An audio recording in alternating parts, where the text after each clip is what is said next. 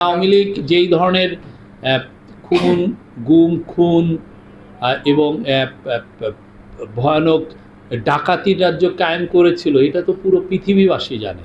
এটা তো শুধুমাত্র আপনি ব্রাহ্মণবাড়িয়াতে জানছেন তা তো না, আমি ঢাকায় জানছি তা না, পুরো পৃথিবী জানে। ফলে ওদের হয়ে কেউ এসে বলছে না যে ওদেরকে আপনারা একটু সুযোগ দেন। হয়তোবা বলতো, বলার সুযোগ তো আওয়ামী লীগই রাখে নাই। আওয়ামী লীগের কেউ এসে কি ক্ষমা চাচ্ছে, কেউ অনুতপ্ত হচ্ছে? নির্বাচনের ব্যাপারে কোনো সংশয় নাই, বিন্দুমাত্র সংশয় নেই। নির্বাচন খুব ভালোভাবে, আমি আবারও বলি, খুব ভালোভাবে সুন্দরভাবে নির্বাচন হবে, সুষ্ঠুভাবে হবে। কোনো ধরনের কোনো সমস্যা তৈরি হবে না।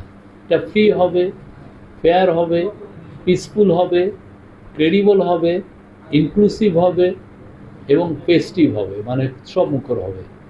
আমি বলতে পারি যে আপনারা গত মানে এই যাবৎকালে যতগুলো ইলেকশন দেখেছেন, this will be one of the best.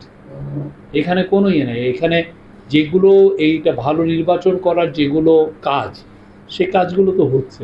অনেকে বলেন যে আওয়ামী লীগের লোকরা কী করবে? আওয়ামী লীগের লোকরা যে খুব ভালোভাবে ভোট দিবে, তাদের পছন্দের যে ক্যান্ডিডেট যে আছে তাকে তারা ভোট দিবে। তারা আওয়ামী লীগের লোকরাও তো তাদের 15.5 বছরে কি ভোট দিতে পেরেছে?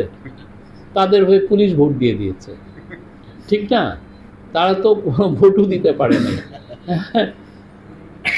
তো এই জন্য আমরা আমি বলতে পারি খুব ভালো ইলেকশন হবে। এবং আমাদের যারা বিদেশি, আমাদের যারা বন্ধু আছেন, তারাও কিন্তু মুখিয়ে আছেন এই ইলেকশন নিয়ে। তারাও বলেছেন যে না, খুব ভালো ইলেকশন হবে।